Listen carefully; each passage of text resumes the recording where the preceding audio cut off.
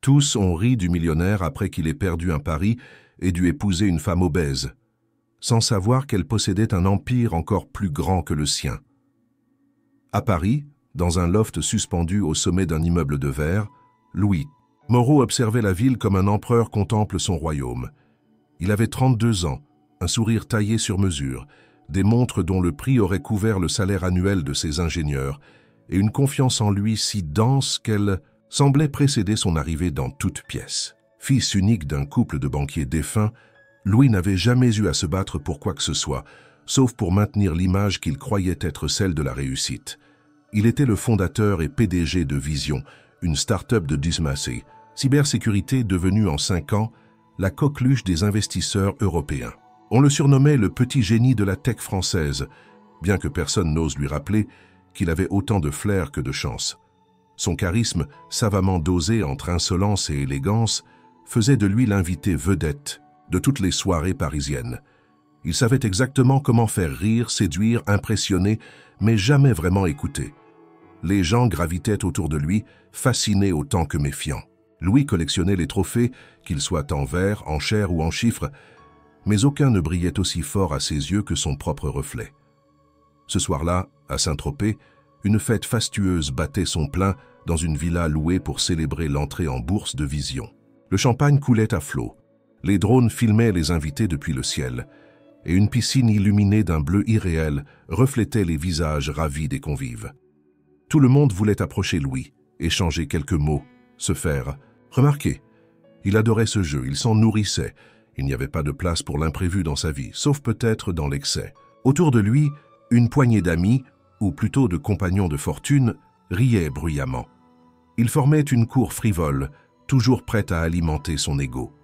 Ils se souvenaient tous de l'époque où il rêvait de ce monde, avant que Louis n'en devienne le roi. L'un d'eux, un certain Hugo, émergea du groupe avec un sourire provocateur. Il tenait un verre à moitié plein et les yeux brillants d'alcool. « Louis, tu te crois invincible, mais oserais-tu un vrai défi ce soir ?»« Je n'ai peur de rien, tu le sais bien, » répondit-il avec nonchalance. « Très bien. Alors, prouve-le. Tu vas épouser la première femme que l'on choisira pour toi, ici, maintenant. Pas de retour en arrière, juste pour voir si tu es aussi courageux que tu es arrogant. » Un éclat de rire général secoua le groupe. Louis, lui, souriait déjà, croyant à une farce sans lendemain. Il leva son verre et déclara « Marché conclu, à condition qu'elle dise oui. »« Ne t'inquiète pas pour ça, » répondit Hugo. « On s'en charge. » Le destin, ou peut-être le hasard cruel, fit alors entrer en scène Pauline Dubois. Elle était en retrait près du buffet, un verre d'eau à la main. Rien en elle n'évoquait l'univers scintillant de cette fête. Elle portait une robe noire simple, ses cheveux bruns attachés en chignon bas, et son visage semblait à la fois doux et fermé. Son corps, bien loin des standards imposés par la mode ou Instagram, attirait des regards qu'elle ignorait avec une aisance troublante. Elle semblait ne pas appartenir à ce monde, mais n'en paraissait ni gênée ni impressionnée. Pauline observait. Elle comprenait. Les amis de Louis la repérèrent immédiatement. Ils échangèrent un regard complice et s'approchèrent d'elle. « Mademoiselle, notre ami Louis souhaite vous faire une proposition un peu particulière, » dit Hugo, moqueur. Elle leva les yeux vers eux, sans ciller. « Ah oui, et de quoi s'agit-il » Louis s'approcha, sourire en coin. Il n'avait pas encore vu son visage de près. Quand il le fit, il marqua un instant d'arrêt. Elle le regardait droit dans les yeux, aucune gêne, aucune crainte, juste une présence entière. « On plaisantait, dit-il. Mais si vous acceptez de jouer le jeu, on se marie. Là, maintenant. » Un rire nerveux s'éleva autour d'eux. Pauline, elle, ne rit pas. Elle observa encore un instant ce groupe d'hommes sur deux, puis dit simplement « D'accord ». Un silence s'abattit. On crut d'abord à une blague. Mais non, elle tenait parole. Elle ne riait pas, ne protestait pas, ne posait aucune condition. Elle acceptait. Louis, un instant déstabilisé, se reprit et leva son verre une nouvelle fois. Alors à mon mariage, les invités explosèrent de rire. Un DJ changea la musique, des feux d'artifice furent lancés. La fête reprit, plus folle encore. Mais quelque chose dans le regard de Pauline dérangeait Louis. Il ne savait pas quoi, mais ce n'était pas le regard d'une femme piégée. C'était le regard de quelqu'un qui savait exactement ce qu'elle faisait. Et Louis, sans le savoir, venait d'ouvrir la première page d'une histoire qu'il ne contrôlerait pas, la rumeur avait parcouru la côte en une nuit, portée par les stories Instagram, les murmures moqueurs et les flashs indiscrets des téléphones portables. Dans les heures qui suivirent cette étrange déclaration, les réseaux sociaux s'étaient enflammés. Louis Moreau, le prodige de la tech, fiancé à une inconnue en surpoids rencontrée à Saint-Tropez, titrèrent les comptes de « potins en ligne ». Les commentaires fusaient, cruels, incrédules, souvent impitoyables. Certains criaient à la supercherie, d'autres saluaient le courage de Pauline comme s'il s'agissait d'un acte militant. Mais derrière les écrans, la majorité riait. Louis, lui, s'était réveillé dans un lit d'hôtel avec une migraine atroce et un sentiment d'irréalité. Il ne se souvenait pas exactement du moment où il avait dit oui pour de bon. Peut-être n'avait-il jamais vraiment dit oui. Mais les vidéos, elles, disaient le contraire. On le voyait trinquer avec Pauline, la prendre par la taille, annoncer à la foule hilare qu'il se marierait dans la semaine. Et surtout, on le voyait sourire. Ce sourire-là, les journalistes s'en étaient emparés comme d'une preuve irréfutable d'intention. L'affaire avait éclaté au grand jour comme un scandale aussi ridicule que savoureux. Ses avocats, ses conseillers, même son équipe de communication, tous lui demandèrent d'annuler la farce. Il en avait encore le droit. Rien n'avait été signé. Aucun document officiel n'était en jeu. Mais Louis, blessé dans son orgueil, piégé par son propre besoin de toujours paraître inébranlable, répondit sèchement qu'il ne se dédirait pas. « Ce serait reconnaître que j'ai eu peur », disait-il à ses proches. Il n'admettait pas que ce n'était pas du courage, mais de l'orgueil pur. Pauline, quant à elle, était restée étrangement silencieuse. Elle n'avait accordé aucune interview, ne s'était pas exprimée sur ses réseaux, ne s'était même pas défendue. Elle continuait sa vie comme si rien n'était arrivé, ce qui ajoutait à la curiosité collective. Qui était-elle? Pourquoi avait-elle accepté? Et surtout, que cherchait-elle? Le jour du mariage approchait. Louis, contraint par sa propre posture publique, avait opté pour une cérémonie civile en petit comité, à la mairie du 7e arrondissement. Pas de robe blanche, pas de musique, pas de fête, uniquement des documents à signer, quelques flashs et une poignée d'amis triés sur le volet. La presse avait été tenue à distance, mais cela n'avait pas empêché les photos de fuiter. Les titres des magazines furent aussi acides qu'imaginables. L'union de la beauté et de la bête digitale. Louis Moreau dit oui à l'improbable, quand le génie épouse l'absurde. Dans les bureaux luxueux de Vision, l'ambiance s'était refroidie. Certains collaborateurs riaient sous cape, d'autres s'inquiétaient. La bourse avait légèrement réagi à la nouvelle, pas encore de manière catastrophique, mais l'image de l'entreprise fondée sur la modernité, le sérieux et l'innovation semblait vaciller sous l'ombre d'un bad buzz persistant. Louis faisait bonne figure, mais derrière les portes closes, il fulminait. Il s'était piégé tout seul. Le matin du mariage, il arriva à la mairie avec une chemise repassée à la perfection, un costume sobre, des lunettes de soleil noires pour cacher les cernes. Pauline était déjà là. Elle portait une robe crème qui tombait jusqu'aux chevilles, sans fioriture, sans effet. Mais il y avait dans sa posture une tranquillité presque désarmante. Elle souriait poliment, calmement. Elle ne semblait ni intimidée, ni exaltée. Elle était simplement présente. Quand le maire lut les articles de loi, il y eut un moment de flottement. Louis fixa un instant la main de Pauline avant de la prendre. Elle ne tremblait pas. Son regard, toujours aussi serein, croisa le sien avec une intensité que Louis ne comprenait pas. Puis ils signèrent, l'un après l'autre, en silence. Une fois sortis, les flashs crépitèrent. Ils posèrent, par obligation, devant les photographes. Pauline ne cherchait pas la lumière, mais elle ne la fuyait pas non plus. Elle se tenait droite, digne, indifférente au vacarme autour d'eux. Louis, lui, souriait par automatisme, déjà lassé de cette mascarade qu'il ne parvenait plus à maîtriser. Ils montèrent ensemble dans une berline noire, direction l'appartement de Louis. Le silence régnait à l'intérieur du véhicule, seulement brisé par les notifications incessantes sur le téléphone de Louis. Il les ignora. Pauline regardait par la fenêtre, sans rien dire. Ce n'est qu'une fois arrivé chez lui dans l'immense salon lumineux avec vue sur la tour Eiffel, que Louis se tourna vers elle, avec une lassitude mêlée d'agacement. « Écoute, je ne sais pas ce que tu espères de tout ça, mais je préfère qu'on mette tout au clair dès maintenant. » Elle le regarda calmement. « Très bien, que veux-tu clarifier? Ce mariage, ce non-sens, c'est une erreur. Je ne voulais pas que ça prenne cette ampleur. Je vais faire en sorte qu'on dissolve ça proprement dans quelques semaines. Pauline acquiesça d'un léger mouvement de tête. D'accord. D'accord? C'est tout? Tu es un homme intelligent, Louis. Tu sais très bien que les erreurs les plus graves sont celles qu'on ne reconnaît jamais. Mais si tu préfères continuer à croire que tu contrôles tout, alors je respecterai ton théâtre. Pour l'instant. Louis resta figé. Il n'avait pas prévu qu'elle accepte aussi facilement, ni qu'elle parle avec une telle assurance. Il ne savait pas comment l'interpréter. Il y avait dans sa voix quelque chose de stable, de posé, qui tranchait avec l'image d'une femme blessée ou manipulée qu'il avait peut-être, inconsciemment, attendue. Il détourna les yeux. Pauline se leva, posa son sac sur une chaise et se dirigea vers la chambre d'amis sans un mot de plus.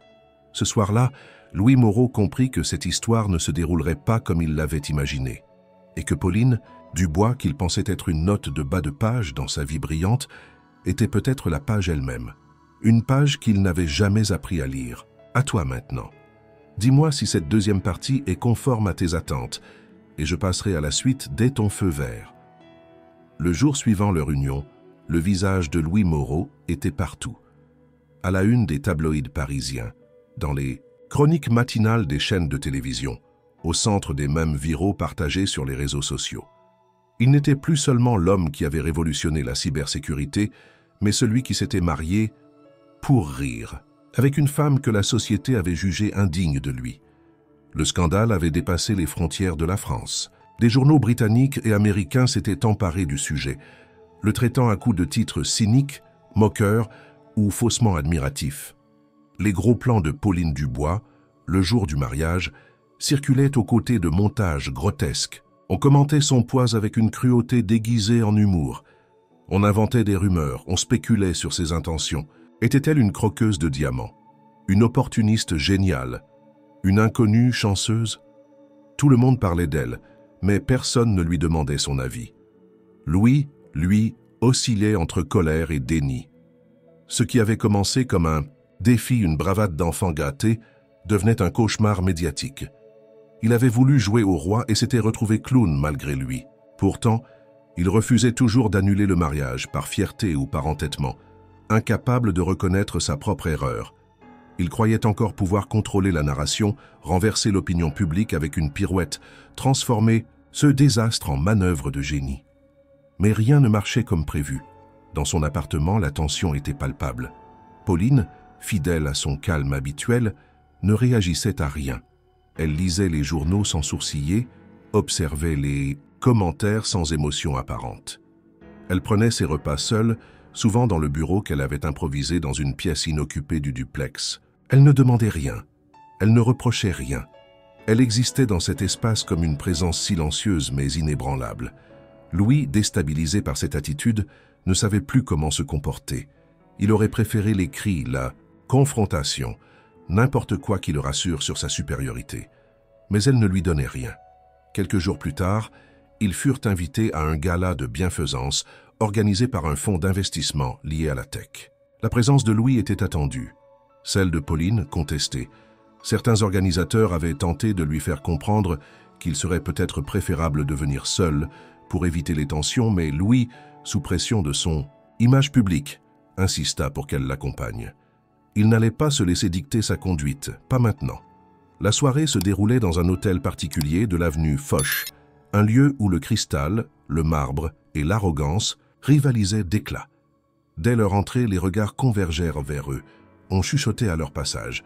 Les sourires étaient forcés, les poignées de main trop brèves. Pauline, dans une robe bleu nuit qui soulignait sa silhouette sans chercher à la dissimuler, avançait avec assurance. Elle n'avait pas peur, elle ne se cachait pas. Et cela agaçait. Au cours du dîner, ils furent placés à la table principale, aux côtés de plusieurs figures influentes du secteur. Parmi elles, Gérard Lemoine, fondateur d'un géant des télécommunications, connu pour son franc-parler et son mépris voilé pour ceux qu'il jugeait inférieurs. Il entama une conversation sur les fluctuations du marché énergétique avec une légèreté teintée de suffisance, ignorant Pauline presque délibérément. À un moment, il lança une remarque à double sens sur les nouveaux visages de la tech, en jetant un regard vers elle, accompagné d'un rictus. Louis sentit son estomac se nouer. Il hésita. Devait-il répondre? faire semblant de ne rien avoir entendu. Avant qu'il ne prenne une décision, Pauline posa calmement sa fourchette, s'essuya les lèvres avec une grâce millimétrée, puis fixa Gérard avec un calme tranchant. « Monsieur le moine, dit-elle, vous parlez de fluctuations comme si elles étaient incontrôlables. Pourtant, depuis 3 trimestres, votre groupe n'a pas su anticiper les variations des prix du gaz liquéfié, contrairement à ceux qui ont investi dans le corridor africain. Peut-être que le nouveau visage de la tech n'est pas celui qui devrait apprendre, mais celui qui refuse de regarder au-delà de son propre miroir. » Le silence s'abattit sur la table. Même les serveurs s'arrêtèrent un instant. Louis cligna des yeux. Il n'avait jamais entendu Pauline parler de cette façon, ni à lui ni à personne. Gérard, rouge de surprise, marmonna une réponse confuse avant de se plonger dans son assiette. La conversation changea de ton, et surtout, les regards sur Pauline changèrent aussi. De retour à l'appartement, Louis ne put s'empêcher de lui lancer « Où as-tu appris à parler comme ça ?» Elle haussa légèrement les épaules. « J'écoute, j'observe, je retiens. Toi, tu ignores, tu parles, et tu oublies. » Il la fixa, incapable de répondre. Pour la première fois depuis le début de cette histoire, il ne la voyait plus comme une étrangère dans son univers, mais comme une anomalie qu'il n'avait pas su évaluer.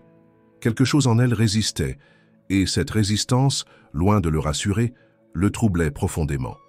Les jours passèrent, et l'effet de ce dîner fit son chemin. Certains contacts professionnels de Louis commencèrent à poser des questions sur Pauline. D'autres tentaient d'en savoir plus discrètement. Mais elle restait insaisissable. Pas de réseaux sociaux actifs, pas de biographie publique, juste quelques articles de presse économique flous sur une certaine Pauline D, mentionnée comme membre du conseil d'administration d'un groupe discret, mais puissant. Louis, piqué par la curiosité, se mit à chercher. Il voulait comprendre. Il avait besoin de savoir qui était réellement la femme qu'il avait épousée pour prouver sa témérité. Et plus il découvrait, plus l'idée de l'avoir sous-estimée commençait à l'obséder. Mais il ne savait pas encore à quel point il avait été aveugle. Ce qu'il croyait être une farce commençait à prendre la forme d'un enseignement brutal. Et Pauline, sans jamais hausser le ton, devenait peu à peu l'énigme centrale de sa propre existence. « À toi maintenant. Dis-moi si la partie est conforme à ce que tu espérais, et je poursuivrai ensuite. » Le printemps parisien baignait la ville d'une lumière dorée, mais dans l'esprit de Louis, les jours semblaient de plus en plus brumeux.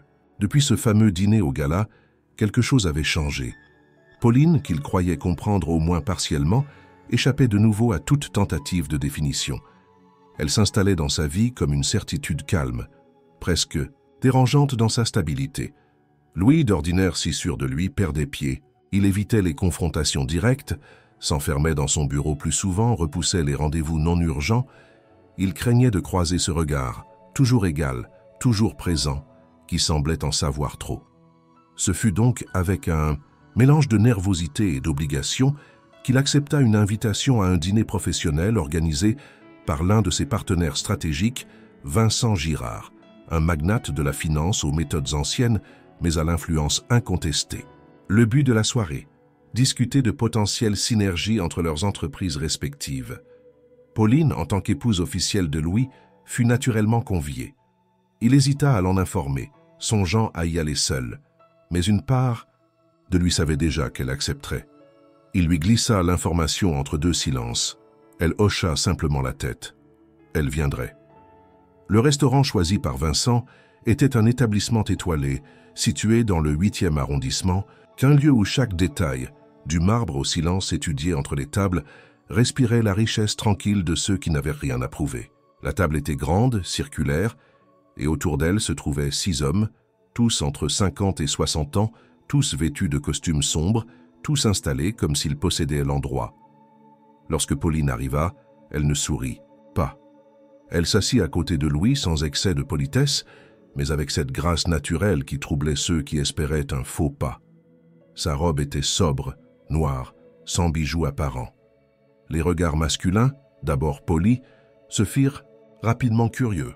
L'un d'eux, Frédéric Delmas, gloussa discrètement en se penchant vers son voisin, en croyant que Pauline ne pouvait l'entendre. « C'est donc elle ?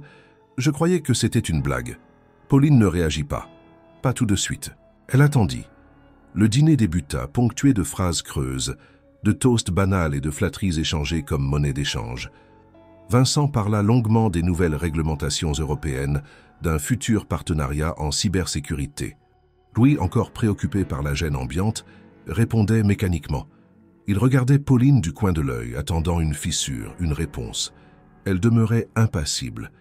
Mais tout changea lorsque l'un des invités, Étienne Marceau, dirigeant d'une grande entreprise de distribution énergétique, lança une réflexion apparemment anodine.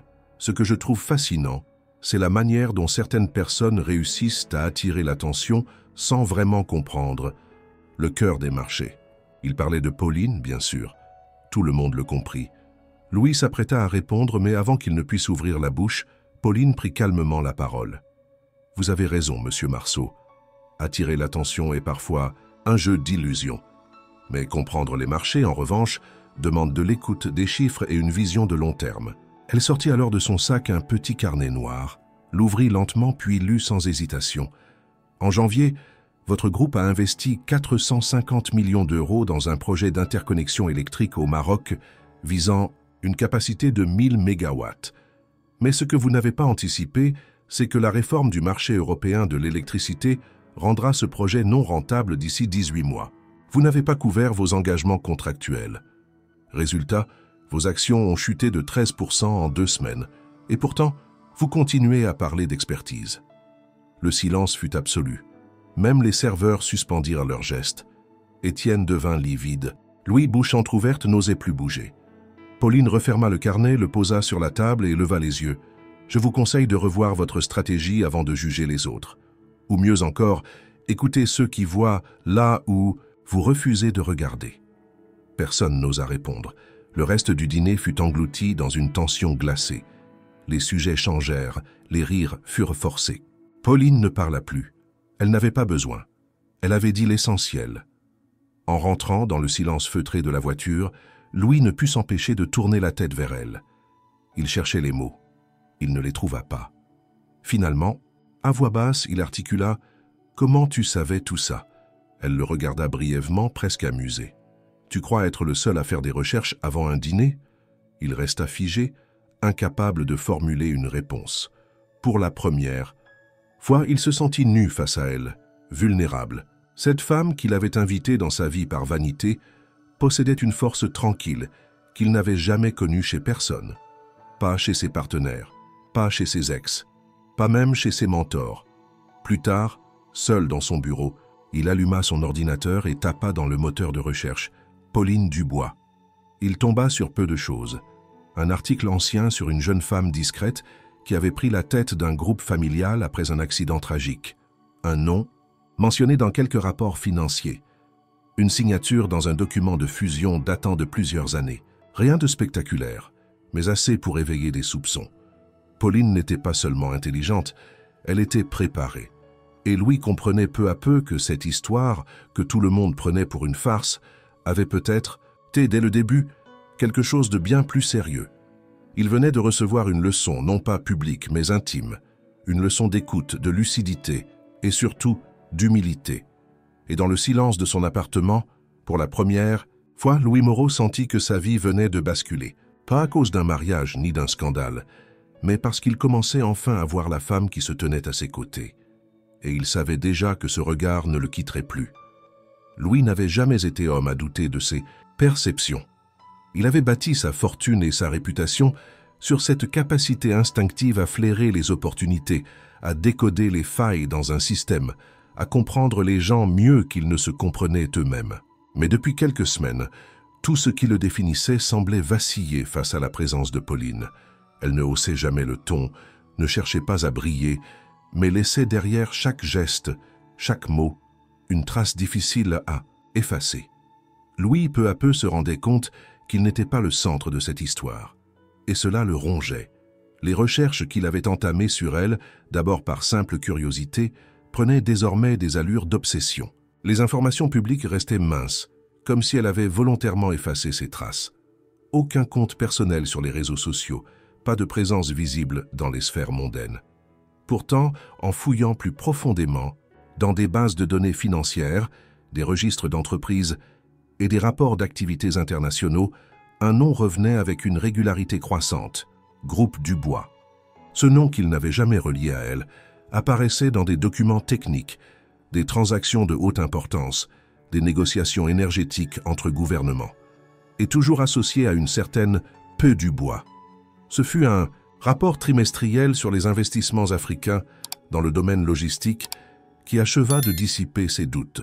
En le consultant via une plateforme d'analyse stratégique réservée aux hauts dirigeants, Louis tomba sur une section détaillant l'organigramme d'un conglomérat franco-belge avec des ramifications en Afrique de l'Ouest, en Amérique du Sud et en Europe centrale. En haut de l'organigramme, il lut noir sur blanc « Présidente directrice générale, Pauline Dubois ». Le choc fut immédiat. Il relut 3 fois. Ce n'était pas une coïncidence.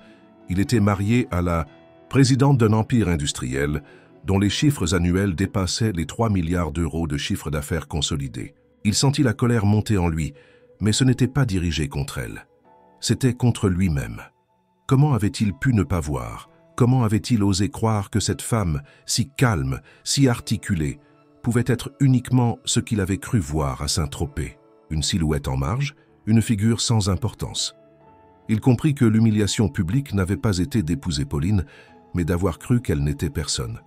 Il passa une nuit entière à lire des rapports, à consulter des bases de données internes, à croiser les informations.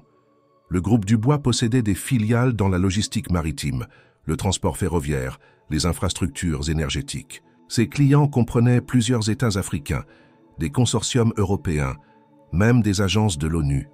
C'était un réseau tentaculaire, discret, mais d'une efficacité redoutable. Et au cœur de ce réseau, Pauline. Le lendemain matin, il descendit dans la cuisine, encore sous le choc. Pauline était déjà là, assise avec une tasse de thé, lisant un journal économique. Elle leva les yeux, croisa son regard. Louis hésita puis posa la question sans détour. « Tu es la présidente du groupe Dubois ?»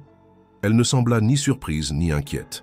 Elle referma calmement le journal et répondit d'un ton neutre. « Oui. Tu ne comptais pas me le dire? Tu ne m'as jamais demandé. » Il resta debout, figé, comme si ses mots suffisaient à tout renverser. Il voulait parler, accuser, questionner, mais rien ne sortit. Pauline se leva, alla déposer sa tasse dans l'évier, puis se tourna vers lui. « Tu voulais une femme qui accepte le jeu. Tu ne t'attendais pas à ce que la pièce change de main. » Louis ne dit rien. Elle le dépassa tranquillement, sortit de la cuisine sans un mot de plus. Il resta seul, les poings serrés, le regard perdu dans le vide. Les jours suivants furent marqués par une tension froide. Ils se croisaient peu, se parlaient à peine. Louis ne savait plus sur quel pied danser. Son orgueil, blessé, l'empêchait de reconnaître l'admiration naissante qu'il ressentait. Sa peur de perdre le contrôle le poussait à la distance. Mais chaque fois qu'il repensait aux documents qu'il avait lus, à la clarté de sa vision stratégique, à l'ampleur de son empire, il ressentait un vertige. Pauline, à sa manière, l'avait écrasé, pas par la force, mais par l'existence. Et cela, Louis ne l'avait jamais vécu. Une invitation arriva cette semaine-là pour une conférence sur l'innovation énergétique à Bruxelles. Pauline y figurait comme intervenante principale. Le nom de Louis n'apparaissait nulle part. Piqué au vif, il réserva immédiatement un billet prétendant à son assistante qu'il voulait voir ce que valaient les concurrents. En réalité, il voulait voir Pauline. Pas celle qui vivait dans son appartement, mais celle que le monde écoutait. La salle de conférence, moderne et pleine à craquer, vibrait d'une attention rare. Quand Pauline prit la parole, la transformation fut totale. Elle ne parlait plus seulement avec aisance, elle dominait l'espace. Son exposé sur la redirection des flux logistiques pour optimiser l'approvisionnement énergétique en Afrique fut salué par des applaudissements nourris. Elle cita des données, anticipa des critiques, proposa des modèles. Louis, assis au fond, ne pouvait détourner le regard. C'était elle, sans filtre, sans masque, une dirigeante. Sur le chemin du retour, il comprit qu'il n'avait jamais eu le contrôle. Et plus encore, il réalisa que Pauline n'avait jamais voulu le dominer. Elle existait simplement à un niveau qu'il n'avait jamais tenté d'atteindre. Il l'avait jugée par son silence, par son apparence, par sa retenue. Il n'avait pas vu la montagne parce qu'elle ne criait pas. Louis rentra à Paris avec un mélange d'admiration, de confusion et de rage intérieure. Il n'avait plus le monopole de la puissance. Et pour la première fois, cela ne lui donnait pas envie de fuir. Cela lui donnait envie de comprendre, de changer, peut-être même de mériter la place à ses côtés. Mais il savait qu'il était encore loin, très loin. L'agitation autour de Pauline ne cessait de croître, désormais dopée par la curiosité publique et par une presse qui, n'ayant pas su voir qui elle était, tentait maintenant de reconstituer sa trajectoire avec un zèle presque désespéré. Elle n'était plus seulement la femme que Louis Moreau avait épousée sur un pari absurde. Elle devenait, à mesure que les révélations se succédaient, un mystère stratégique, une anomalie dans un monde de prévisibilité masculine. Les journalistes creusaient, fouillaient, exhumaient des éléments que même Louise ignorait encore. Ce qu'ils découvrirent allait bien au-delà de ce que quiconque aurait pu imaginer. Les premiers articles sérieux commencèrent à paraître dans des publications économiques respectées. L'un d'eux, signé par une ancienne collaboratrice de Pauline, retraçait avec précision les circonstances dans lesquelles elle avait hérité de l'Empire du Bois. C'était une histoire que personne ne connaissait réellement, car Pauline avait toujours refusé les interviews. Mais les documents judiciaires, les comptes rendus d'assemblée générale et les archives internes suffisaient à reconstruire le fil. Pauline n'avait que 19 ans lorsqu'un accident de voiture avait fauché ses deux parents. Son père, président du groupe, et sa mère, directrice des opérations logistiques. En l'espace de quelques semaines, elle se retrouva seule, sans frère ni sœur, avec un empire fragmenté entre actionnaires méfiants et cadres vieillissants. Les prévisions étaient sombres. Tout le monde s'attendait à ce qu'elle cède sa part, quitte le navire ou serve de marionnette à un conseil de surveillance désireux de garder le contrôle. Mais Pauline fit tout le contraire. Elle se présenta à la première assemblée générale, vêtue d'un tailleur gris trop grand, les cheveux tirés en arrière, la voix encore mal assurée. Et pourtant, elle parla. Elle proposa un plan de restructuration que peu comprirent sur le moment, mais qui, avec le recul, fut salué comme une vision audacieuse et salvatrice. Elle ferma des branches déficitaires, investit dans l'intelligence logistique, redirigea les investissements vers des régions négligées par l'Europe, mais pleines de potentiel. En 5 ans, elle redressa l'entreprise. En 10, elle en fit un acteur majeur du continent africain. Tout cela sans jamais apparaître dans les pages des magazines, sans jamais prendre la lumière. Mais au-delà des succès économiques, les journalistes découvrirent aussi la violence du mépris qu'elle avait dû affronter. On exhuma des courriels internes d'anciens cadres où elle était surnommée la baleine héritière, la gamine sous Xanax, le Titanic du bois. Elle avait subi moqueries, résistance, sabotage, sans jamais quitter sa posture de calme presque glaciale. À chaque attaque, elle répondait par des résultats. Elle renvoyait les rieurs par les chiffres, et elle gardait pour elle ses blessures. Louis, en lisant tout cela, sentit une honte sourde monter en lui. Il avait vu Pauline chaque jour depuis des mois sans jamais percevoir l'ombre de cette histoire. Elle ne s'en plaignait pas. Elle ne s'en servait pas comme d'un étendard. Elle l'avait intégré, digéré et transmuté en force. Une interview filmée refit surface peu après. Elle datait de plusieurs années, enregistrée pour un documentaire économique jamais diffusé. On y voyait Pauline assise dans un bureau simple, sans phare ni mise en scène. Une question lui était posée par la voix off. « Comment avez-vous fait pour supporter le regard des autres ?» Elle avait marqué une pause, puis répondu doucement. « J'ai compris très jeune que les gens ne regardent jamais vraiment. Ils projettent. Ce qu'ils voient en moi, ce n'est pas moi. C'est leur peur de la faiblesse, leur obsession de la norme. Alors j'ai cessé de me battre pour être vu. J'ai décidé d'exister, sans demander la permission. » Louis regarda cette séquence des dizaines de fois. À chaque visionnage, il ressentait plus fort l'écart entre ce qu'il avait cru savoir du monde et ce que Pauline lui révélait, simplement en étant elle-même. Il comprenait pourquoi elle ne s'était jamais justifiée, pourquoi elle n'avait jamais tenté de se défendre contre les moqueries. Elle avait dépassé ce stade depuis longtemps. Et lui, qui pensait toujours avoir une longueur d'avance, se rendait compte qu'il n'avait pas encore pris le départ. Ce changement de perception se répercuta jusque dans ses habitudes. Il commença à lire autrement les rapports d'activité. Il cessa de survoler les profils des gens qu'il recrutait. Il se mit à observer, vraiment, à écouter. Pauline n'avait pas besoin de lui pour exister, mais il lui comprenait maintenant qu'il avait peut-être besoin d'elle pour évoluer. Non pas comme une dépendance émotionnelle, mais comme une remise en question radicale. Une nuit, alors, qu'elle travaillait dans le salon entourée de dossiers, Louis s'approcha. Il ne savait pas pourquoi. Il ne cherchait pas à parler. Il voulait juste être là, dans ce champ gravitationnel qu'elle portait avec elle. Elle leva les yeux, le regarda, mais ne dit rien. Il s'assit à côté, en silence. Elle poursuivit son travail. Il resta là, immobile comme un élève face à une enseignante qui n'impose rien, mais dont la présence suffit à provoquer le changement. Ce fut le début d'une autre forme de relation. Rien n'était dit. Aucun pardon n'avait été demandé. Aucun aveu n'avait été échangé. Mais quelque chose dans l'air avait basculé. Louis, pour la première fois depuis des années, n'essayait pas de convaincre. Il essayait de comprendre. Et Pauline, sans effort, devenait le centre invisible d'un monde qu'elle n'avait jamais eu besoin de conquérir. Elle l'habitait simplement. Les jours s'étiraient dans un rythme étrange, comme suspendus entre deux réalités.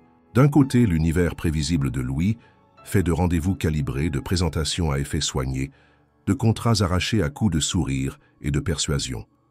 De l'autre, Pauline, immobile dans sa constance, mais en perpétuel mouvement dans sa manière d'agir, de transformer ce qu'elle touchait sans jamais chercher à le posséder. La distance qui les séparait, autrefois creusée par l'arrogance de Louis, commençait à s'effacer à mesure que son regard changeait.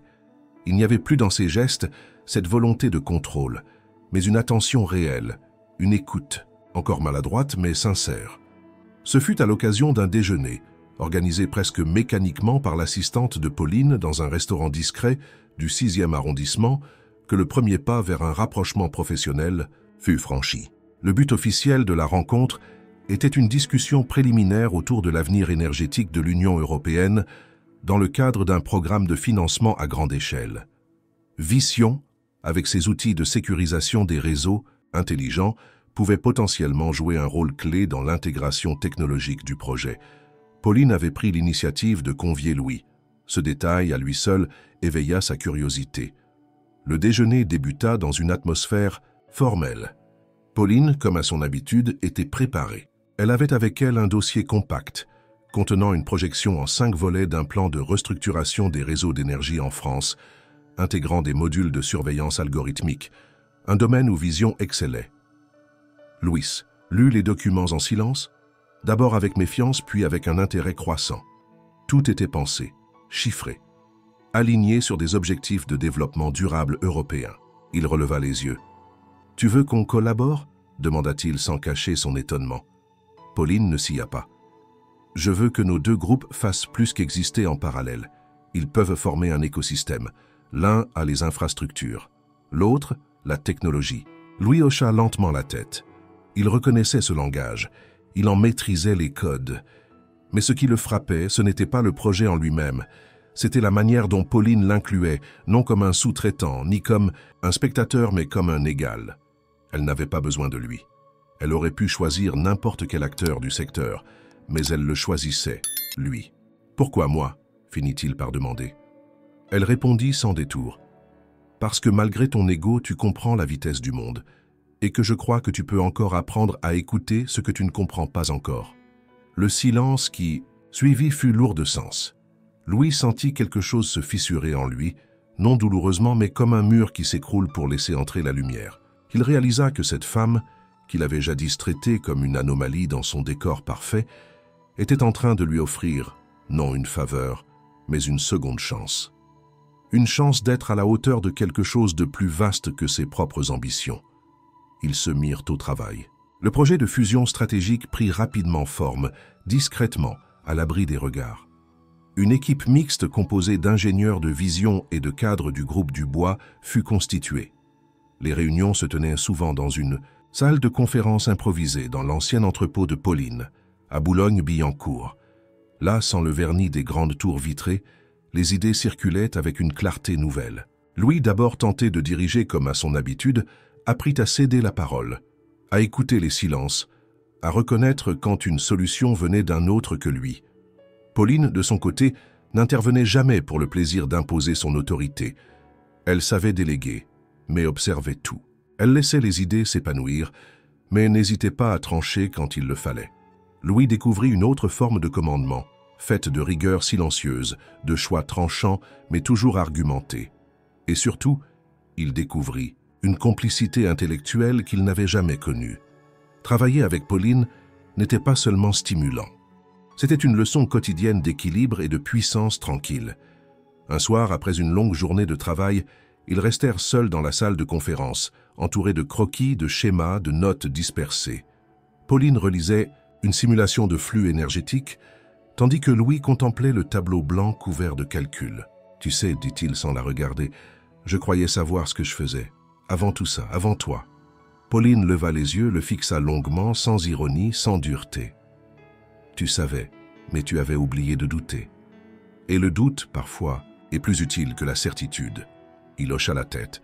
Ces mots simples venaient de frapper une vérité qu'il sentait en lui depuis des semaines, sans oser la formuler. À partir de ce moment, quelque chose changea encore entre eux. Ils n'étaient plus deux époux liés par un accident grotesque, ni deux entités professionnelles tentant une alliance par convenance. Ils devenaient une équipe, une vraie. Pauline lui donnait de la place, sans jamais céder la sienne.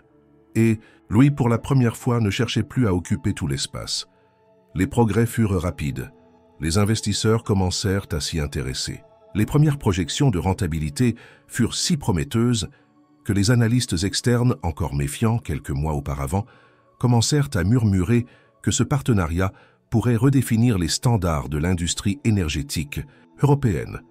Et au milieu de tout cela, Louis ne ressentait pas le besoin d'être au devant de la scène. Il se sentait enfin à sa place, aux côtés d'une femme qu'il n'avait pas choisie, mais qu'il apprenait enfin à reconnaître. Et Pauline, silencieuse comme toujours, avançait avec lui sans s'arrêter, sans chercher à séduire. Elle bâtissait. Ensemble, ils commençaient à écrire une histoire dont aucun des deux n'aurait pu deviner le début, et encore moins la suite. Le projet avançait avec une fluidité rare. Les réunions devenaient plus dynamiques, les obstacles techniques étaient insurmontés avec créativité, et la complicité entre Pauline et Louis s'approfondissait sans jamais être verbalisée. Leur partenariat ne reposait pas sur des démonstrations affectives ou des gestes publics. Il était tissé de regards silencieux, d'accords implicites et d'un respect croissant qui, dans le monde des affaires, avait plus de valeur qu'une promesse. Ensemble, ils dessinaient un avenir énergétique viable, souverain, innovant, qui attirait désormais l'attention des institutions européennes et des grands fonds de capitaux verts. Les chiffres parlaient d'eux-mêmes. L'union de leur savoir-faire ouvrait des possibilités inédites. Mais ce qui avait été bâti sur le sérieux et la compétence était désormais aussi convoité que fragile. Et dans l'ombre, certains ne supportaient plus de les voir réussir.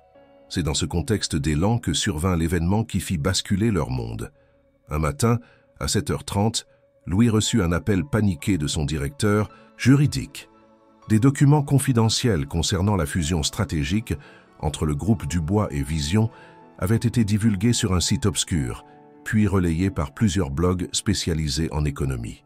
Il s'agissait de projections financières internes, d'échanges privés entre les actionnaires, de contrats encore non finalisés. Le ton des publications était accusateur. On laissait entendre que le projet visait à créer une forme de monopole énergétique déguisé, que des ententes illicites existaient entre les deux groupes pour contourner certaines régulations, que des membres du gouvernement étaient secrètement impliqués. En l'espace de quelques heures, la panique gagna les cercles d'investisseurs. Deux fonds majeurs suspendirent leur participation. Les marchés, toujours prompts à réagir à la rumeur, infligèrent une chute de 11% à Vision. Le groupe Dubois, mieux protégé en bourse, subit un impact moindre, mais le coup porté à leur réputation commune fut immédiat. Les rédactions s'emparèrent de l'affaire. Louis fut harcelé de questions à la sortie de son immeuble. Des journalistes attendaient Pauline devant le siège du groupe à la Défense, filmant chaque geste, chaque silence. Dans l'appartement, l'atmosphère était lourde. Louis tournait en rond, les mains crispées, incapable de digérer ce qui venait de se produire. Pauline, elle, restait assise devant son ordinateur, parcourant les documents fuités ligne après ligne.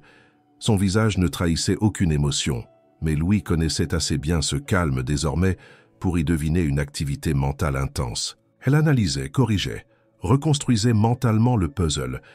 Il finit par exploser. On a travaillé comme des chiens pendant des semaines et voilà où on en est. On va tout perdre. Tout ça à cause de quelqu'un de l'intérieur. Quelqu'un nous a sabotés, Pauline. Elle ne répondit pas tout de suite. Puis, sans détourner les yeux de l'écran, « Je sais, et je vais le trouver. » Ces mots, prononcés sans menace ni pathos, portaient pourtant une force glaciale. Louis en fut frappé. Il la vit se lever, attraper son téléphone et passer un appel à son chef de la sécurité informatique. Elle lui donna une série d'instructions d'une précision chirurgicale. Traçabilité des courriels internes, analyse des historiques de connexion, identification des accès non autorisés au serveur. Elle n'avait pas besoin de poser des questions. Elle savait exactement où chercher. Pendant ce temps, Louis s'enfonçait dans une spirale de doute. Il soupçonnait tout le monde, ses associés, ses anciens partenaires, même certains cadres de son comité exécutif. Il savait que sa montée rapide dans le monde des affaires avait généré autant d'admirateurs que d'ennemis silencieux. Mais cette attaque, aussi ciblée que destructrice, portait la signature de quelqu'un de proche. Quelqu'un qui avait tout à perdre ou tout à gagner si le projet échouait. Ce fut 3 jours plus tard que la vérité éclata. Le rapport de sécurité fut déposé dans les bureaux de Pauline à 9 h du matin. Il ne contenait pas seulement les noms, mais les preuves. Un exécuteur technique, encore en poste, avait extrait les fichiers à l'aide d'un programme de duplication dissimulé dans un module de test. L'ordre avait été donné par Guillaume Serre, directeur des opérations chez Vision depuis 5 ans, un des collaborateurs les plus proches de Louis, et ironiquement l'un de ceux qui avaient salué le rapprochement avec le groupe Dubois avec le plus d'enthousiasme. Louis resta longtemps silencieux après avoir lu le rapport. Il relisait les messages cryptés, les transferts bancaires vers des comptes offshore, les échanges anonymes avec un site concurrent qui avait publié les documents. Puis il referma lentement le dossier, le visage fermé. « Pourquoi » murmura-t-il. Pauline, assise en face de lui, répondit d'un ton sec. « Parce qu'il te hait de ne plus être le seul. Parce qu'il pensait que tu contrôlais tout. Et quand il a vu que tu commençais à me considérer autrement, il a paniqué. » Louis se passa la main sur le visage. Il n'éprouvait même pas de colère. Juste une lassitude immense. Comme si le monde qu'il avait construit reposait depuis le début sur un sol trop friable. Il avait cru pouvoir bâtir seul. Il avait cru être entouré de loyauté. Mais cette trahison, d'autant plus violente qu'elle venait de l'intérieur, lui rappelait que la confiance ne se donne pas à l'instinct. Elle se gagne. Et lui, depuis le début, n'avait jamais vraiment fait cet effort. « On va tout perdre, dit-il, plus pour lui-même que pour elle. » Mais Pauline le fixa avec une intensité nouvelle. « Non, pas cette fois. Je vais réparer ce qu'on a tenté de briser. » Et elle se leva, droite, sereine. Une fois encore, c'était elle qui avançait sans trembler, et Louis, épuisé, la suivit. Non par faiblesse, mais parce qu'il avait enfin compris que la force ne réside pas dans le bruit, mais dans la capacité à tenir debout quand tout s'effondre. Pauline, elle, ne tremblait jamais, parce qu'elle savait depuis longtemps que la chute n'est qu'un moment, et que la reconstruction, elle, peut être un empire. La salle de conférence était remplie de journalistes, d'analystes, de curieux. L'affaire du sabotage avait fait les gros titres pendant une semaine entière. On parlait d'un complot, d'une tentative de fusion tombée à l'eau, d'un affrontement de géants. Les images de Pauline quittant son bureau entourée de collaborateurs, droite, silencieuse, déterminée, avaient été diffusées à la télévision nationale, analysées à la loupe. Certains médias la présentaient comme la victime, d'autres comme la coupable cachée d'une machination trop complexe pour être décodée. On la comparait à des figures historiques. On tentait de la psychologiser, d'expliquer sa posture. Pourtant, tous ceux qui la commentaient oubliaient encore de faire l'essentiel, l'écouter. Ce matin-là, Pauline Dubois entra dans la salle sans sourire ni garde rapprochée. Elle portait un tailleur gris clair, sans bijoux, sans maquillage ostentatoire. Ses cheveux étaient tirés en arrière, comme lors de son premier conseil d'administration 10 ans plus tôt. Elle s'installa derrière le pupitre, ajusta le micro d'une main calme et balaya la pièce du regard. Louis était dans le fond de la salle parmi les autres, spectateur comme tous les autres. Il l'avait vue se préparer, avait tenté de l'aider, d'intervenir. Elle avait refusé. « Ce n'est pas ton moment. Tu auras le tien plus tard. » Pauline commença à parler d'une voix posée. Elle ne chercha pas à séduire ni à plaider. Elle présenta les faits, les noms, les dates, les preuves. Elle déroula la chaîne de responsabilité du sabotage, désigna les failles de sécurité, expliqua comment elles avaient été exploitées. Elle cita les experts indépendants consultés, les procédures engagées, les audits internes menés. Elle rendit publique l'identité de Guillaume Serre, accompagna son annonce d'une série de documents signés, d'échanges cryptographiques, d'emails détaillés. L'écran derrière elle illustrait chaque point avec une précision chirurgicale. Puis elle s'arrêta. L'écran s'éteignit. Elle reposa ses notes, leva les yeux. Il est fascinant de constater à quel point la perception gouverne la réalité dans notre époque. On me qualifie d'énigmatique parce que je parle peu. On me soupçonne parce que je suis calme. On doute de moi parce que je n'ai pas cherché à plaire. Mais je ne suis pas une énigme. Je suis une dirigeante. J'ai protégé mes équipes, bâti un empire discret et refusé les feux de la rampe non par modestie, mais par choix stratégique. Un silence impressionnant s'était installé. Pas un bruit, pas une toux. Les visages autrefois dubitatifs semblaient maintenant désarmés. On m'a accusé de manipuler Louis Moreau, de l'avoir utilisé pour obtenir une fusion, de cacher des intentions secrètes. Pourtant, tout ce que j'ai fait, je l'ai fait à découvert. C'est lui qui n'a pas su me voir. Comme beaucoup d'entre vous, d'ailleurs. Elle fit une pause, puis reprit. Le pouvoir aujourd'hui est si étroitement lié à l'image que l'on croit qu'une personne ne peut exister sans y correspondre. J'ai trop de poids. Je ne souris pas assez. Je ne joue pas selon les règles sociales qui rassurent. Alors on décide que je suis un mystère. Ou pire, une menace. Elle s'avança légèrement vers le micro, son regard fixé sur le public. Je ne suis ni l'un ni l'autre. Je suis ce que vous n'avez pas voulu voir. Et je n'ai plus l'intention de me justifier. Elle quitta le pupitre sans attendre de questions. Les applaudissements commencèrent doucement, presque timidement, puis montèrent en intensité. Louis resta immobile, le regard fixé sur elle. Il ne vit plus seulement une femme forte, une dirigeante habile. Il voyait, pour la première fois, une femme libre. Le lendemain, les médias parlèrent d'un coup de maître. La conférence de Pauline fut qualifiée de magistrale, sa posture encensée comme un exemple de leadership du XXIe siècle. Les investisseurs, rassurés par la transparence et la clarté de sa présentation, commencèrent à revenir. Les premières demandes de réévaluation du projet de fusion furent soumises. L'opinion publique, elle, évolua aussi.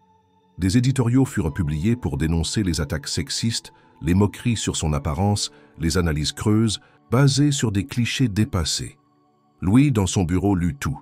Il passait d'article en article, d'un fil de discussion à un autre. Mais rien de tout cela ne comptait autant que ce qu'il avait ressenti dans cette salle. Il avait été un de ceux qui n'avaient pas vu.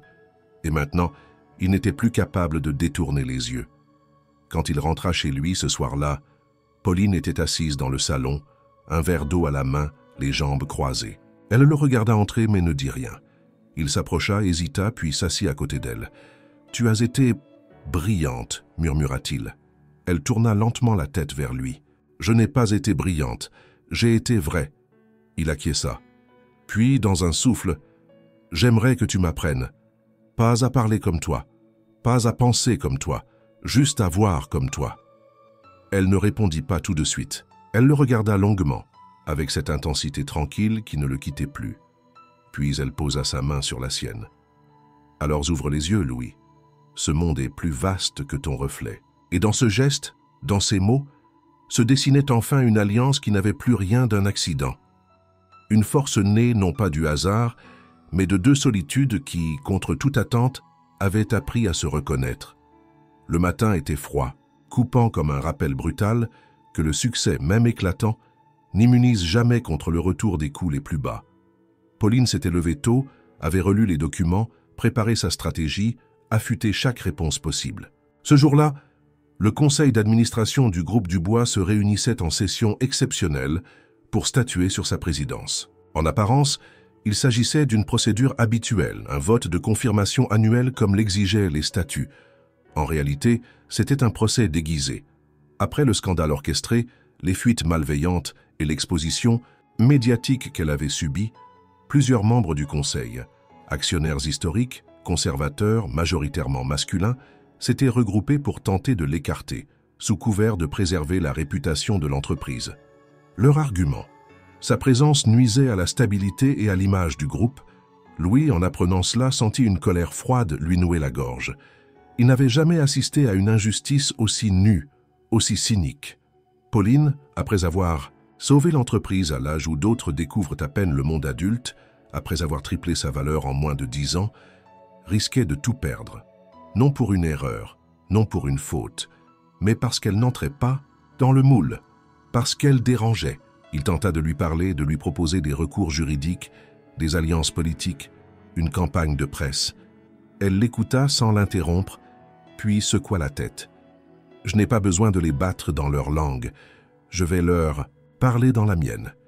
Et cette fois, ils vont m'entendre. » Louise comprit alors qu'il ne s'agissait pas seulement d'un vote. C'était une ligne de fracture entre deux mondes, et elle allait la traverser seule. La salle du conseil était installée dans une tour de verre surplombant Paris. Les membres du conseil étaient déjà là quand Pauline entra, accompagnée de son assistante juridique. Elle salua chacun avec la même politesse distante, s'installa, en bout de table, sortit son dossier et attendit. Le président du conseil d'administration, un homme sec nommé Alain Bertin, prit la parole pour rappeler le but de la séance. Il usa de termes prudents, mais sa posture trahissait l'enjeu réel. Il évoqua la nécessité de restaurer la confiance, de penser à long terme, de garantir la continuité dans un climat de stabilité. En langage d'entreprise, cela voulait dire se débarrasser de celles qui bousculaient l'ordre établi. Pauline ne broncha pas, elle écouta, et quand vint son tour de parler, elle se leva, regarda chacun des membres un à un, sans note. Vous m'avez vu arriver ici à 19 ans, terrorisé, vêtu d'un tailleur emprunté, incapable de prononcer 2 phrases sans bafouiller. Vous m'avez regardé comme une anomalie, une erreur administrative à corriger. Vous avez parié contre moi. Et pourtant, je suis toujours là. Elle marqua une pause. Vous avez toléré ma direction tant qu'elle restait discrète. Vous avez profité des résultats sans jamais reconnaître les méthodes. Et aujourd'hui, parce que j'ai été attaqué, parce que j'ai dû me défendre publiquement, vous décidez que je suis devenu un risque. Pas à cause de mes résultats, pas à cause d'un manquement, mais à cause de votre inconfort face à une femme que vous ne pouvez pas contrôler. Des regards fuyants se croisèrent. Elle continua. J'ai bâti un réseau de partenaires dans 3 continents. J'ai anticipé des crises que vous refusiez de voir. J'ai stabilisé des filiales en chute libre. Et j'ai fait tout cela sans jamais trahir un principe. Aujourd'hui, je ne viens pas mendier ma place. Je viens vous rappeler que je l'ai conquise. Elle retourna s'asseoir. Le silence fut long. Puis, le président annonça le début du vote. Les membres du conseil glissèrent un à un leurs décisions dans l'urne. Le décompte se fit sous tension. Pauline observait la scène sans cligner des yeux. À cet instant précis, la salle n'était pas remplie d'hommes puissants. Elle était remplie de fantômes du passé, de jugements anciens, de regards qui ne savaient plus comment la contenir. Le résultat tomba. 8 voix pour sa destitution, 9 pour son maintien. Pauline resta immobile. Elle n'afficha aucune joie. Elle savait que ce n'était pas une victoire, c'était une survie. Mais ce qu'elle ne savait pas, c'est que la 9e voix était venue de l'extérieur. Quelques heures plus tôt, dans une démarche inédite, Louis avait vendu une partie significative de ses actions dans Vision pour acquérir en urgence des parts flottantes du groupe Dubois. Il avait racheté, via une société écran, assez de droits de vote pour se faire entendre. Quand la séance avait commencé, son représentant légal avait déposé cette voix de dernière minute. Il n'avait prévenu personne, pas même Pauline. Il ne cherchait pas la reconnaissance. Il voulait seulement faire ce qu'il fallait faire. Lorsqu'elle apprit cela dans le silence de son bureau, elle sentit pour la première fois en des mois quelque chose bouger en elle. Une reconnaissance intime, un respect qui n'était plus seulement intellectuel. Il avait compris, il avait agi, et surtout il avait su rester en retrait. Louis rentra tard ce soir-là. Pauline l'attendait. Il entra, posa son manteau, s'approcha sans parler. Elle le regarda, sans masque, sans défense. « Pourquoi tu l'as fait ?» demanda-t-elle. « Parce que je crois en toi, et parce que je crois que ce monde doit changer. Tu es le début de ce changement. » Elle ne répondit pas tout de suite, puis elle avança, posa doucement la main sur sa nuque et l'attira à elle. Ce n'était pas un baiser romantique, c'était un pacte, le premier vrai moment où 2 êtres longtemps étrangers se reconnaissaient enfin, non pour ce qu'ils avaient été, mais pour ce qu'ils pouvaient devenir, ensemble, sans ego, sans pari, seulement avec la vérité nue de ceux qui, ayant tout perdu, choisissent de se reconstruire à 2. Le changement ne se fit pas attendre. À peine le vote du Conseil entériné, les premiers signes d'une réhabilitation médiatique apparurent dans les titres des journaux économiques. Mais, cette fois, ce n'était pas la presse à scandale qui en tenait la plume. Les articles publiés dans les Échos, Le Monde et La Tribune parlaient de résilience, de courage stratégique, de lucidité dans la tempête. On y analysait froidement le poids de Pauline dans l'économie énergétique européenne, on soulignait la rigueur de sa gestion, la clarté de sa vision à long terme. Certains allaient même jusqu'à évoquer la naissance d'un nouveau modèle de leadership féminin, moins basé sur la domination ou la démonstration, mais sur une force silencieuse, capable de transformer l'environnement sans l'écraser. Les vidéos de son discours au Conseil, filmées à son insu par un membre anonyme, circulèrent sur les réseaux sociaux. Partagées des millions de fois, elles devenaient le symbole d'une époque en mutation. Des extraits précis étaient cités, repris dans des posts d'opinion détournés même pour inspirer d'autres causes. Mais au lieu d'être déformés, ces mots étaient célébrés pour leur clarté. Pauline, longtemps moquée ou ignorée, devenait subitement une référence. Louis observait cela avec une forme de stupeur mêlée d'émerveillement. Il n'avait pas anticipé à quel point la vérité pouvait frapper plus fort que tous les discours préparés. Il n'avait pas deviné non plus que sa simple décision d'investir dans le groupe Dubois en deviendrait un geste politique, perçu non comme une manœuvre d'affaires, mais comme un acte d'alignement. En renonçant à une part de sa propre entreprise, il avait renversé le regard que le public portait sur lui. L'homme du pari, du caprice, de l'arrogance devenait désormais celui qui avait soutenu Pauline, non par nécessité, mais par reconnaissance. Il ne se défendait plus, il assumait. Invités sur plusieurs plateaux télévisés, ils déclinèrent tous. Pauline ne souhaitait pas entrer dans une boucle médiatique, mais une invitation en particulier retint leur attention. Un entretien, long format, diffusé en direct sur une chaîne publique, dans une émission réputée pour sa neutralité et son sérieux. Le présentateur, connu pour ses questions sans concession, proposait un échange sans coupure, sans montage, sans script. Pauline accepta, à condition que Louis soit également présent. Le soir venu, installés côte à côte sur le plateau sobre, ils firent face aux caméras. Pauline, droite, calme comme toujours. Louis, plus réservé mais visiblement transformé. Le journaliste commença par retracer les grandes lignes de l'affaire, puis leur donna la parole. « Monsieur Moreau, pourquoi avoir soutenu Pauline ?» Dubois, alors que tout semblait indiquer qu'elle allait être écartée. Louis respira profondément, puis répondit sans détour « Parce que j'ai compris que mon silence valait complicité. Parce que j'ai vu ce qu'elle était bien après tout le monde.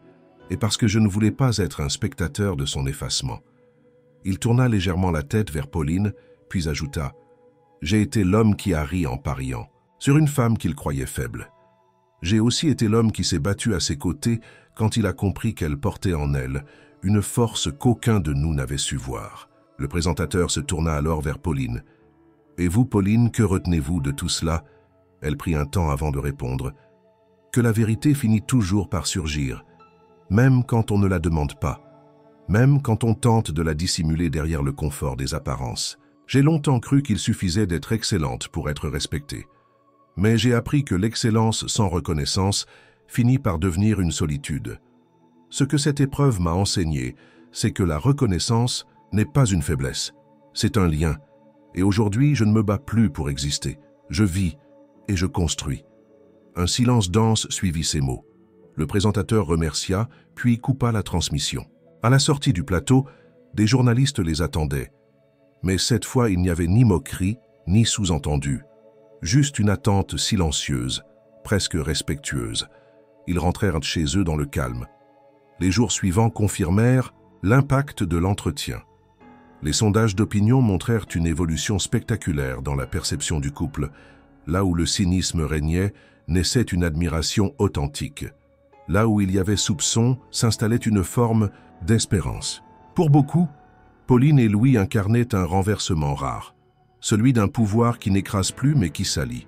La fusion fut relancée, avec des conditions revues, une gouvernance partagée et une structure de transparence renforcée. Le nouveau groupe, encore en formation, portait désormais un nom en préparation. Dubois Moreau, reflet d'une égalité réelle et non plus d'un symbole. Les investisseurs revinrent. Les États partenaires réaffirmèrent leur soutien. L'Europe énergétique, jusque-là fragmentée, commençait à regarder cette initiative comme un modèle possible. Dans un dîner privé, quelques semaines plus tard, entouré d'amis proches, Louis leva son verre. Il parla peu. Mais ses mots, cette fois, furent pesés. J'ai cru que la force se mesurait à la domination. J'ai cru que le pouvoir était un jeu que je maîtrisais. Puis j'ai rencontré Pauline. Elle ne m'a pas fait changer, elle m'a fait voir. Et j'ai choisi de ne plus détourner les yeux. Pauline, assise à sa droite, baissa légèrement la tête. Elle n'avait pas besoin de réponse. Leur alliance désormais ne dépendait plus de mots. Elle se vivait dans les actes, dans les choix, dans ce qu'ils devenaient ensemble. Et dans ce monde qui les avait d'abord rejetés, puis jugés, puis suivis, ils avançaient désormais côte à côte. Non comme une exception, mais comme une nouvelle forme d'évidence. Il y eut un moment discret, presque imperceptible, où tout cessa d'être combat. Ni Louis ni Pauline ne purent dire quand ce basculement se produisit. Il ne fut pas annoncé, ni célébré. Il n'y eut pas de discours solennel, ni de reconnaissance officielle.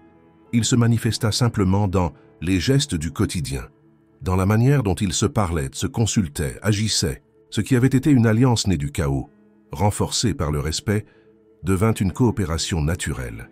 Les tensions d'autrefois s'étaient dissoutes dans la clarté des intentions partagées. La nouvelle entité Dubois-Moreau vit le jour au cœur du printemps. Elle n'avait rien d'un conglomérat froid ou impersonnel. Tout, dans sa structure, avait été pensé pour refléter les valeurs que Pauline et Louis avaient fini par incarner. Transparence, inclusion, durabilité. Les statuts furent rédigés avec soin, les équipes renouvelées avec intelligence. Les postes clés furent occupés non par les plus visibles, mais par les plus compétents. La hiérarchie fut redessinée pour encourager la collaboration transversale. Même les locaux furent revus. Les bureaux ouverts remplacèrent les cloisons. Les salles de réunion portaient des noms de femmes pionnières oubliées. Pauline, présidente du conseil de gouvernance, restait fidèle à sa ligne. Elle ne s'affichait pas plus qu'avant, mais lorsqu'elle prenait la parole, tout le monde écoutait.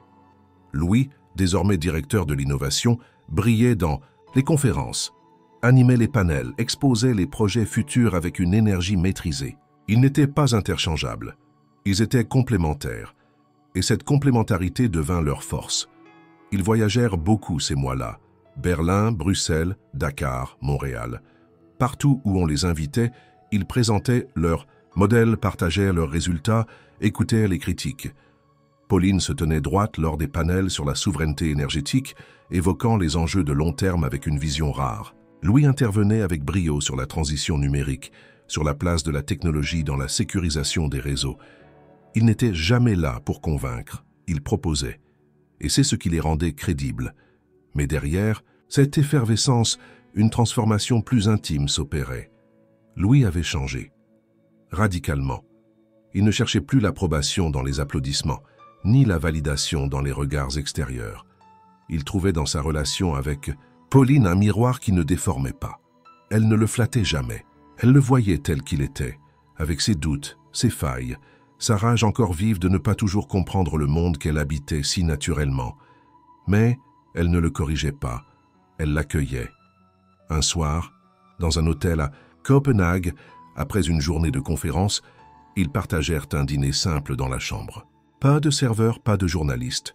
Juste 2 plateaux, 2 verres de vin et une fatigue douce. Pauline parla peu. Elle lisait un article sur l'impact des politiques écologiques nordiques. Louis, lui, regardait le plafond, pensif. « Je crois que je commence à comprendre ce que tu voulais dire. Il y a des mois quand tu parlais de bâtir au lieu de prouver. » Elle leva les yeux, attendit qu'il continue. « Toute ma vie, j'ai voulu qu'on me regarde. Que le monde sache. Que j'étais là, que j'étais brillant, fort, capable. Mais maintenant, ce qui m'importe, ce n'est plus d'être vu, c'est de voir clair. » Elle reposa son livre.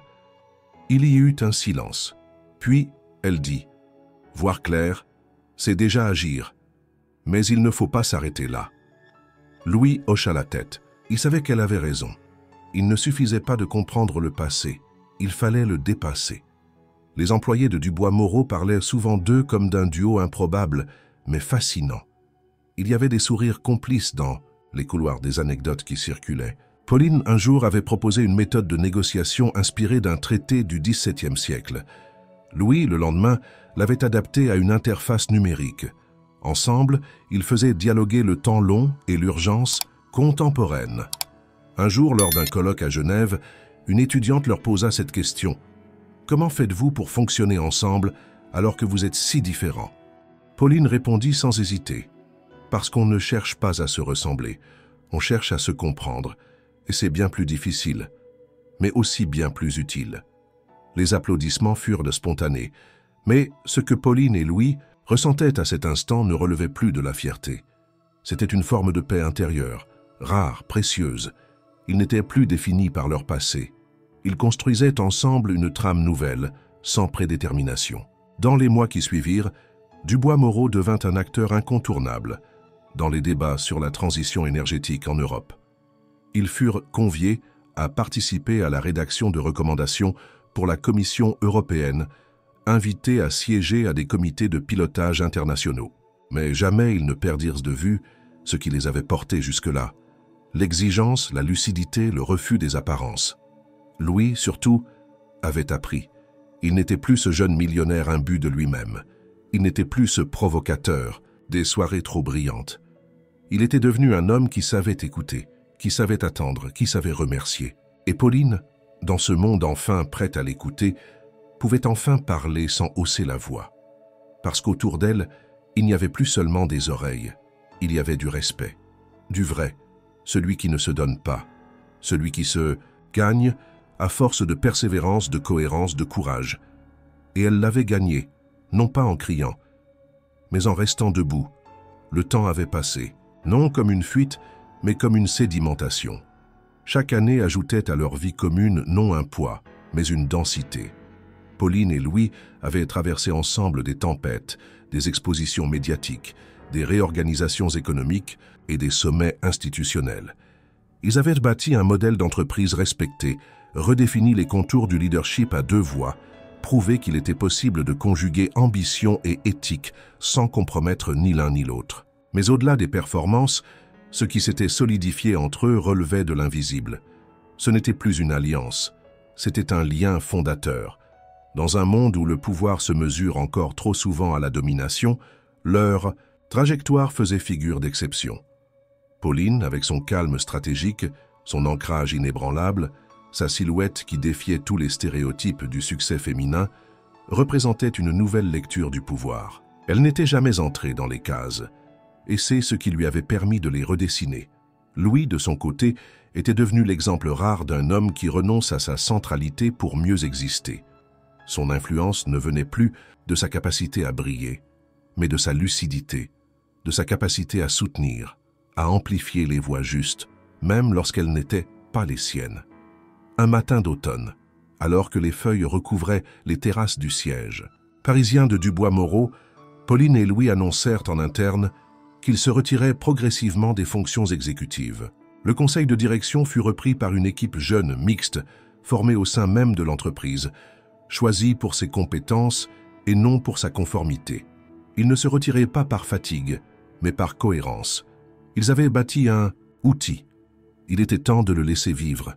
À cette époque, ils lancèrent un projet qui leur tenait à cœur depuis longtemps, une fondation, installée dans une ancienne école réhabilitée aux abords de Bordeaux. Son but, offrir à des femmes exclues du monde professionnel à cause de leur poids, de leur apparence ou de leur parcours atypique, une formation complète au métier de la technologie, de la gestion et de la logistique durable. Elle s'appelait Horizon Pluriel. Pauline en était la présidente d'honneur, mais refusait d'apparaître dans les campagnes de communication. Elle disait « Ce que nous voulons changer ne tient pas dans des images, il tient dans les possibilités. » Les premières promotions de femmes accueillies furent une révélation.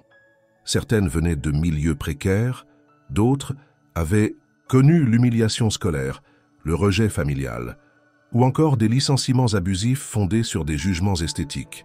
À travers des ateliers et des séminaires, des missions réelles en partenariat avec Dubois-Moreau, ces femmes devinrent peu à peu des actrices à part entière du monde économique.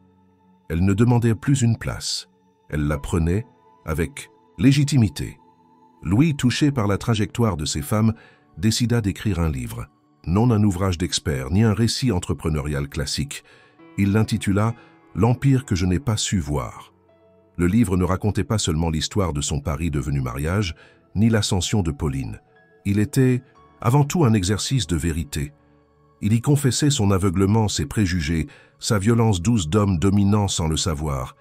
Il y décrivait, page après page, comment le pouvoir peut aussi être un renoncement fertile, une redistribution. Le livre, publié sans promotion tapageuse, devint pourtant un phénomène. Il fut lu dans les écoles de commerce, dans les universités de sociologie, cité dans les conférences internationales sur le leadership éthique. Mais ce que Louis cherchait, ce n'était pas l'admiration, c'était le relais. Un jour, lors d'une interview discrète donnée à une radio associative, on lui demanda s'il aimait Pauline. Il répondit sans hésiter « Je l'aime de toutes les manières possibles, mais ce qui me lie à elle dépasse l'amour conjugal. Elle a été le commencement de mon honnêteté, l'origine de ma capacité à apprendre sans me sentir diminué. Elle ne m'a jamais réclamé quoi que ce soit. Elle m'a montré ce que je ne voulais pas voir. Et je lui dois non seulement ce que je suis devenu, mais surtout ce que je ne suis plus. » Pauline n'écouta jamais l'interview. Elle n'en avait pas besoin. Elle vivait cette vérité avec lui depuis des années. Ils n'étaient pas devenus des figures parfaites, des icônes figées dans le marbre. Ils restaient deux êtres imparfaits, mais lucides, engagés, liés par une mémoire commune, par des luttes traversées sans jamais s'ériger en victimes, ni en héros. Leur maison, sur la côte basque, était simple, ouverte, remplie de livres et de plantes. Ils y recevaient peu. Ils y écrivaient, lisaient, prenaient le temps de ne rien prouver. Louis s'était mis à la photographie, Pauline à la sculpture, sur bois. Aucun des deux ne cherchait à briller. Ils se suffisaient. Un soir, assis sur la terrasse, ils regardèrent le ciel s'assombrir au-dessus de l'Atlantique. Pauline tenait une tasse de thé chaud. Louis, en silence, posa la main sur la sienne. « Tu penses que tout ça a changé quelque chose ?» demanda-t-il presque dans un souffle. « Pas tout, répondit-elle, mais assez pour que d'autres osent faire autrement. » Et dans cette réponse résidait le cœur de leur œuvre. Ils n'avaient pas renversé le monde. Ils lui avaient juste ouvert une brèche, suffisante pour que d'autres un jour puissent s'y engouffrer.